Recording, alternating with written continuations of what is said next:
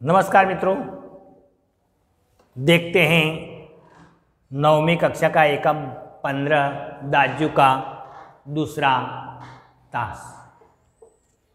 पहले तास के अंदर हमने यह कहानी का केंद्र बिंदु क्या है इसके बारे में देखा था।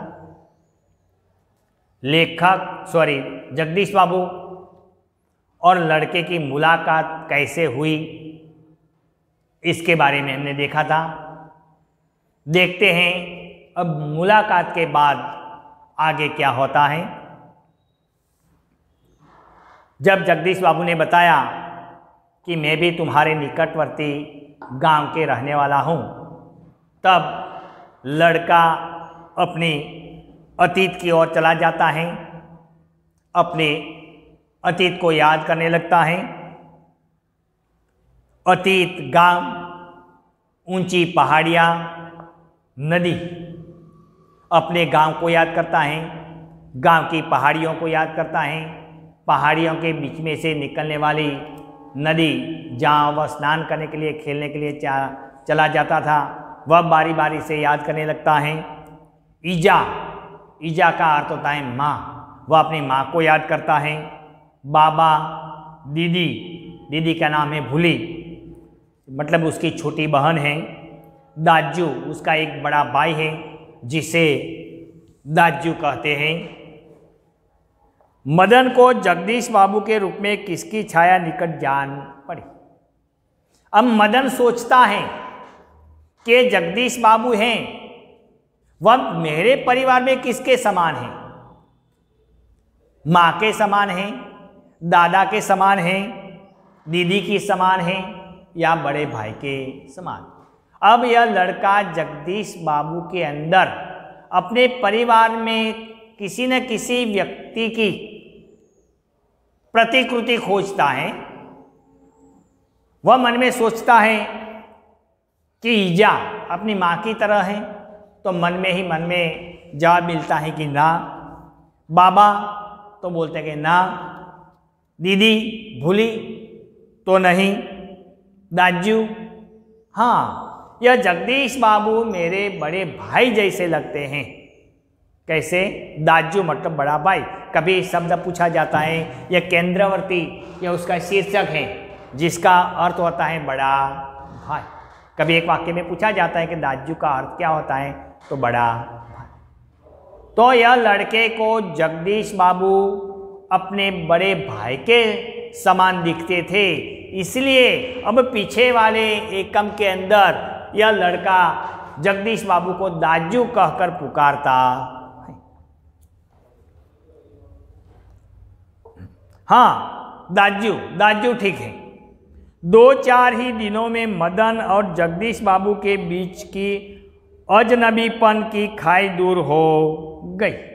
देखिए, एक मुहावरा है, अजनबीपन की खाई दूर होना मतलब अच्छी तरह से परिचय होना या अच्छी तरह से परिचित होना, एक दूसरे से जानना। तो थोड़े ही दिनों में जगदीश बाबू और ये लड़के के बीच में जो अजनबीपन की खाई थी, परायापन की खाई थी, अपरिचितता की भावना थी, वह दूर हो गई। टेबल पर बैठते ही मदन का स्वर सुनाई देता, दाजू जय हिंद। अब के बार जिस समय पर जगदीश बाबू कैफे में आते हैं, टेबल पर बैठते हैं, तो सबसे पहले मदन के मुख से यह शब्द सुनाई देता है, दाजू जय हिंद। मतलब वह दाजू कह के जगदीश बाबू का स्वागत करता था। जगदीश बाबू के अंदर अपने बड़े भाई की भावना देखता था, अपने बड़े भाई के समान वह समझता है।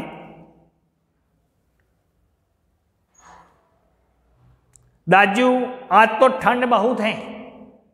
जगदीश बाबू के साथ वे बातचीत करने लगता है और बोलता है कि दाजू, आज तो ठंड बहुत है। दाजू, क्या यहाँ भी हिम पड़ेगा? देख, एक शब्द है ह्यू। मतलब हिम। हिम का अर्थ होता है बर्फ।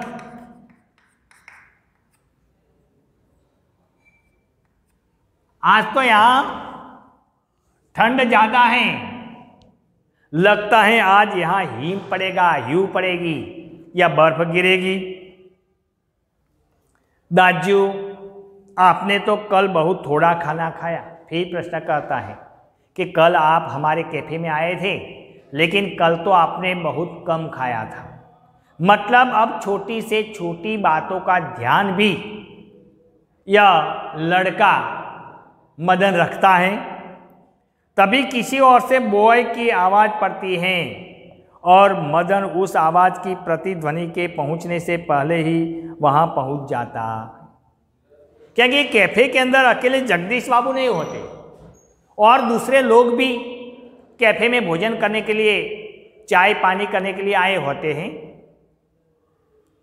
जो जो लोगों को जो जो व्यंजन मंगवाना है वह मदन के पास मंगवाते हैं, क्योंकि मदन वही होटल में काम करता है, लोगों को परोसने का काम करता है।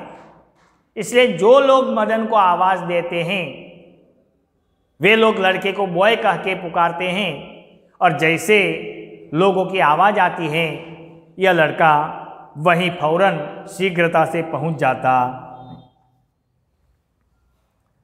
ऑर्डर लेकर फिर जाते जाते जगदीश बाबू से पूछता दाजू कोई चीज़, और उन लोगों का ऑर्डर लेकर वह फिर जगदीश बाबू के पास से पसार होता है, और वहीं से जाते जाते भी वह जगदीश बाबू से बोलते जाता है कि दाजू और क्या चाहिए, और कुछ लाऊं?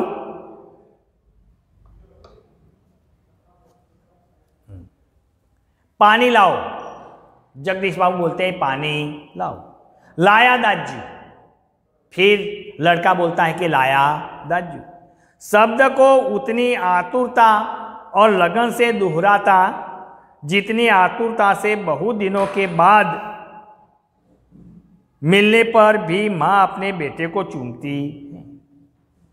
कई दिनों के बाद माँ बेटे का जब मिलाप होता है और उसी समय माँ अपने बेटे को जिस प्रकार चूमती है, उसी प्रकार यह लड़का सरलता से या आतुरता से आवाज देता था।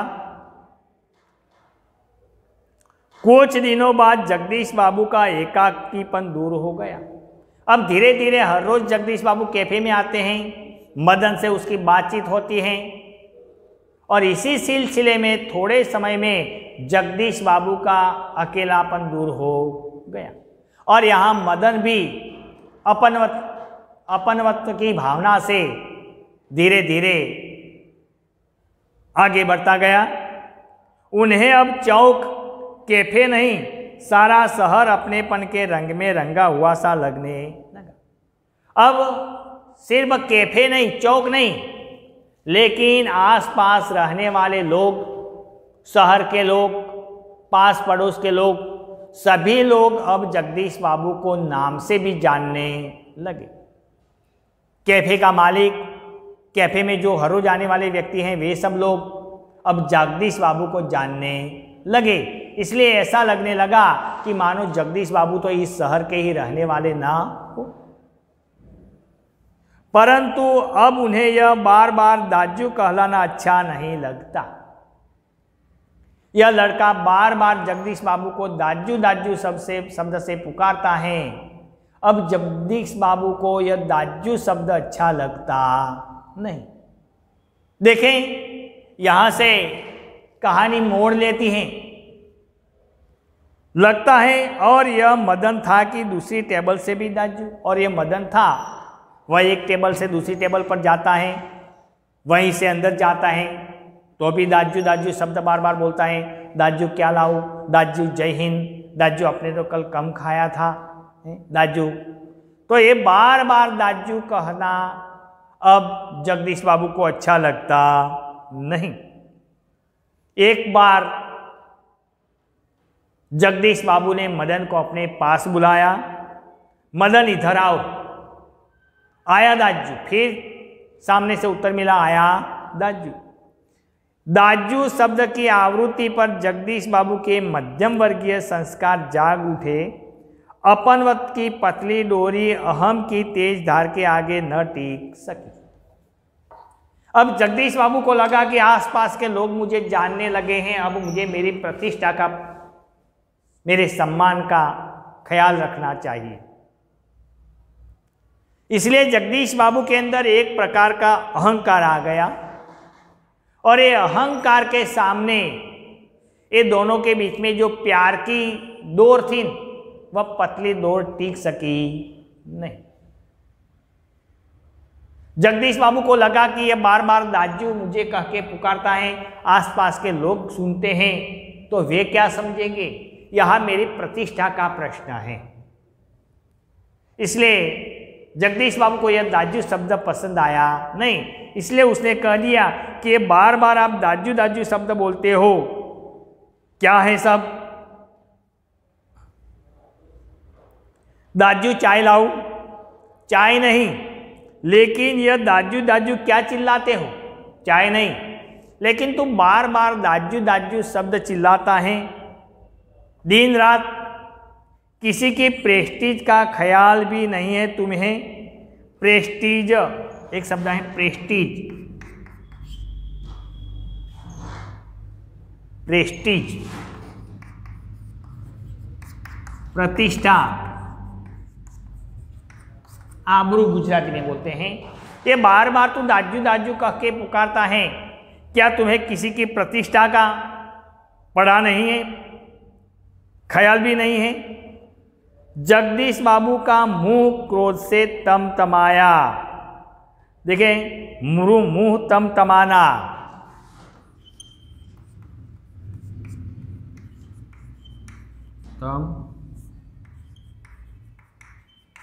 ये मुहावरा है, अत्यंत क्रोधित होना।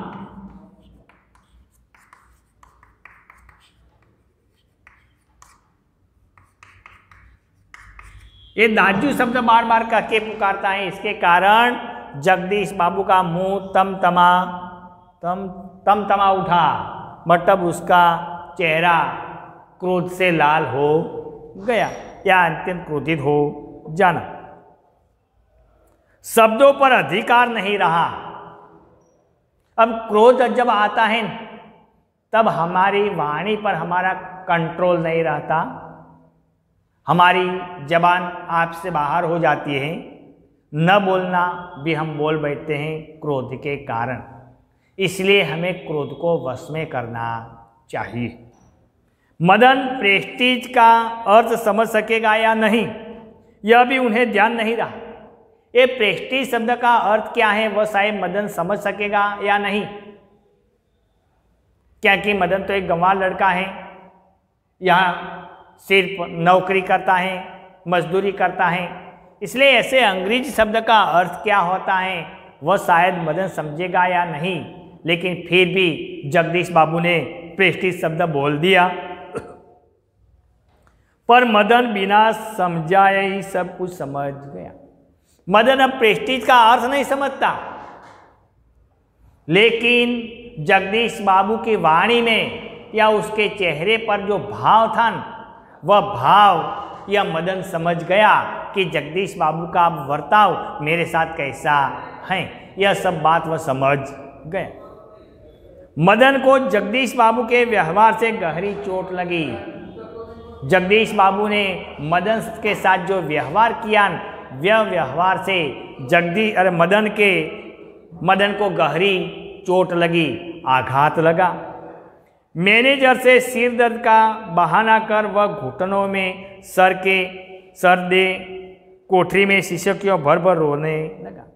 उसने अपने मालिक से कहा, देखें, अपने मैनेजर से कहा कि मुझे सिर दर्द हो रहा है, और सिर दर्द का बहाना निकालकर वह अपना मुंह छिपाकर कोठरी में जाकर घुटनों के बल बैठ गया और सिसकियां भरकर रोने लगा। कारण क्या? जगदीश बाबू के साथ उसके अपनवत की भावना हो गई थी, लेकिन आज एकाएक जगदीश बाबू मानो के पराये हो गए। घर गांव से दूर ऐसी परिस्थिति में मदन का जगदीश बाबू के प्रति आत्मीयता प्रदर्शन स्वाभाविक ही था। मदन बहुत दूर से आया हुआ था और फिर एक जान पहचान पड़ोसी व्यक्ति मिल गया था, इसलिए ऐसे व्यक्ति के साथ आत्मीयता बंधना वह एक स्वाभाविक बात थी।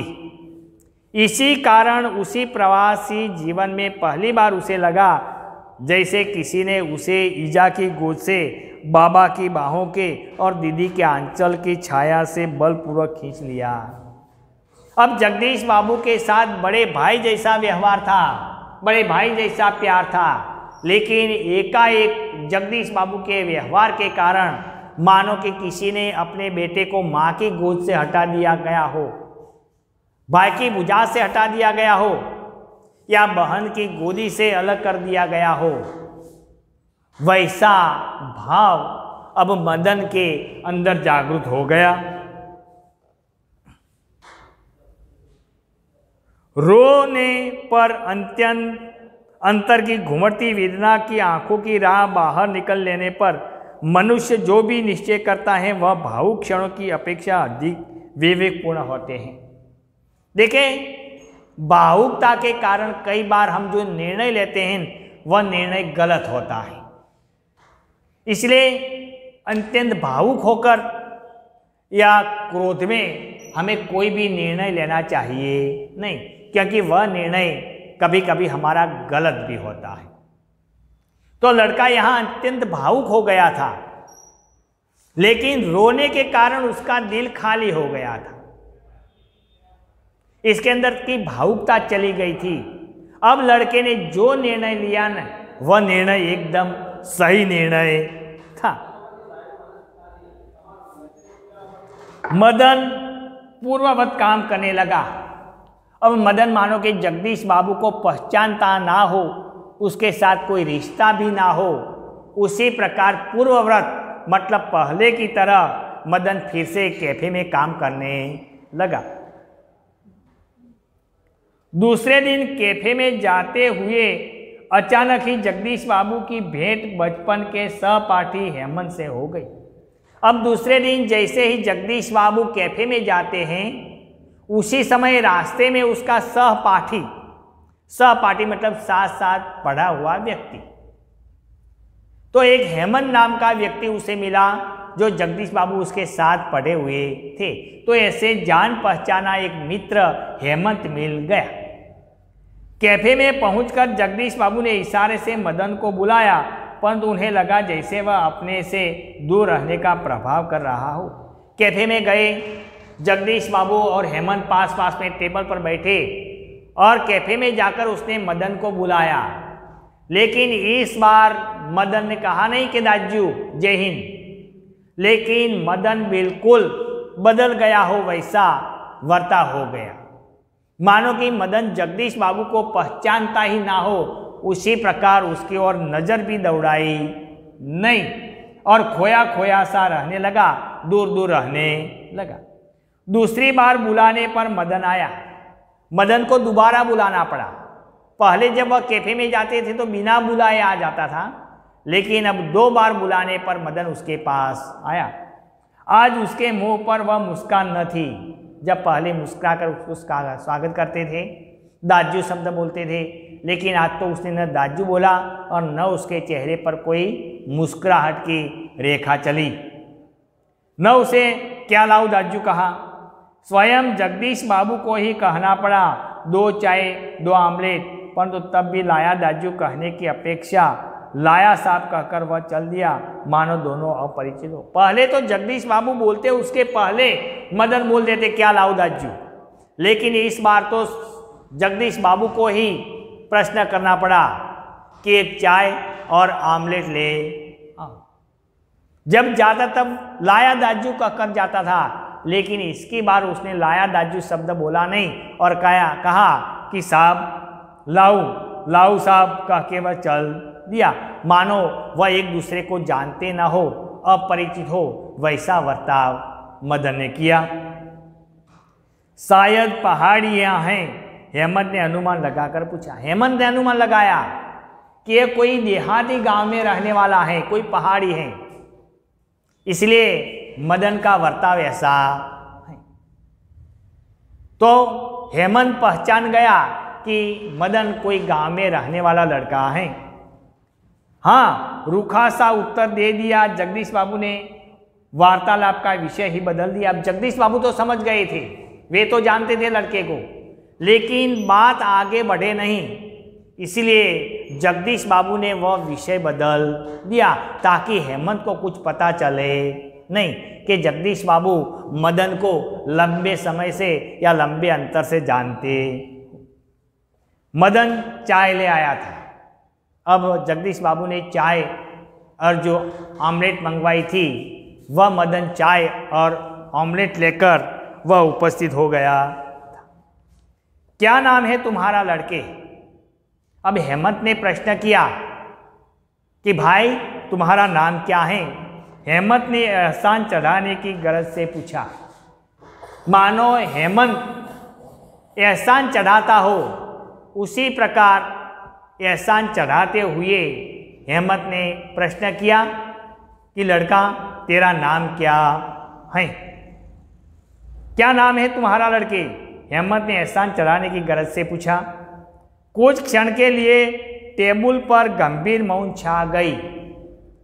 कुछ समय के लिए टेबल पर सन्नाटा छा गया, चारों ओर शांति फैल गई। शांति फैलने का कारण यही कि जब पहली बार जगदीश बाबू से भेंट हुई थी, उसी समय भी जगदीश बाबू ने यही प्रश्न इस लड़के को पूछा और इस बार हेमंत ने भी पूछा। इसलिए जगदीश बाबू भी समझ गए, लड़का भी समझ गया, इसलिए चारों ओर सन्नाटा छा गया। जगदीश बाबू की आंखें चाय की प्याली पर झुक रह गई।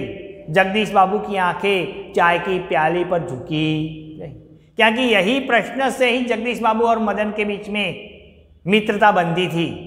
और आखिर जगदीश बाबू ने वह लड़के साथ क्या बर्ताव किया, यह जगदीश बाबू को याद आया। उसे तब पता चला कि लड़का मुझे दूर क्यों भागता। मदन की आंखें के सामने विगत स्मृतियां घूमने लगी। मदन की आंखों के सामने भी ये सारी घटनाएं तरोताजा होने लगी। जगदीश बाबू का एक दिन ऐसे ही नाम पूछा और जगदीश बाबू ने भी इसी प्रकार एक बार मेरा नाम पूछा था और फिर हमारे बीच में मित्रता बंधी थी। और फिर इसका परिणाम क्या मिला, यह सारी बात यह मदन को याद आई। एक दिन किसी की प्रेस्टेज का ख्याल नहीं रहता तुम्हें, और फिर जगदीश बाबू ने उसका मान तोड़ दिया था। जगदीश बाबू ने आंखें उठाकर मदन की ओर देखा। अब हिम्मत इकट्ठी करके जगदीश बाबू ने आंखें उठाकर मदन की ओर शर्मीली नजर से देखा, जैसे अभी वह ज्वालामुखी सा फट पड़ेगा। जिस प्रकार ज्वालामुखी फट पड़ता है, उसी प्रकार जगदीश बाबू ने सोचा कि अभी यह लड़का मेरे पर बरस पड़ेगा कि तुमने मेरे साथ क्या बर्ताव किया। हेमंत ने आग्रह के स्वर में दोहराया, क्या नाम है तुम्हारा? लेकिन हेमंत ने पीछा छोड़ा नहीं। उसने फिर से प्रश्न किया कि लड़का तेरा नाम तो बता, क्या नाम है? बॉय कहते हैं साहब। अब इसकी बार यह लड़के ने अपना नाम मदन नहीं बताया। लड़के ने कहा कि साहब सब मुझे बॉय कह के पुकारते हैं। संक्षिप्त सा उत्तर देकर वह मुड़ गया। ऐसा छोटा सा उत्तर देकर यह लड़का वहीं से चल दिया। आवेश में उसका चेहरा लाल होकर और भी अधिक सुंदर हो गया था। और आवेश में यह लड़के का चेहरा लाल हो गया था, गोरा चट्टा रंग था, लेकिन आवेश के कारण उसका चेहरा लाल हो जाने के कारण वह और अधिक सुंदर लगने लगा। तो मित्रों, यह दाजू एकम हम यहाँ समाप्त करते हैं। ये एकम का जो शीर्षक है वह यथा योग्य है। यह दाजू के आसपास ही पूरी कहानी घूमती। देखिए, इसके स्वाध्याय के 2 प्रश्न हम सॉल्व करते हैं। सही विकल्प चुनकर विधान पूर्ति कीजिए। तो मदन का गांव किस पहाड़ी क्षेत्र में था? तो जवाब है अल्मोड़ा। कहानी के अंत में नए ग्राहक हेमंत को मदन ने अपना नाम क्या बताया? तो बॉय। देखिए, यहाँ बाप शब्द लिखा है, बाप एक गलत शब्द लिखा है, यह भूल से गलती से लिखा गया है। बॉय शब्द आता है। मदन जो दूसरा एकम है एक वाक्य में कि मदन का गांव किस पहाड़ी क्षेत्र में है, तो अल्मोड़ पहाड़ी क्षेत्र में। नए ग्राहक हेमंत को मदन ने अपना नाम क्या बताया, तो बॉय बताया। जगदीश बाबू के व्यवहार से मदन को चोट क्या लगी, तो अपने प्रति उसके अपनत्व की भावना प्रहार कर गई थी, इसके कारण उसे चोट लगी। और तीसरा प्रश्न है सविस्तार प्रश्न है। तो मित्रों, यह स्वाध्याय 1, 2 और 3 प्रश्न सविस्तार के साथ अच्छे अक्षरों से अपने नोटबुक में एकम नंबर 15 के स्वाध्याय के रूप में लिखें। स्वाध्याय लिखने से पहले यह जो हमने शब्दार्थ लिखवाया है यह भी अपनी नोटबुक में अवश्य लिखें। Thank you.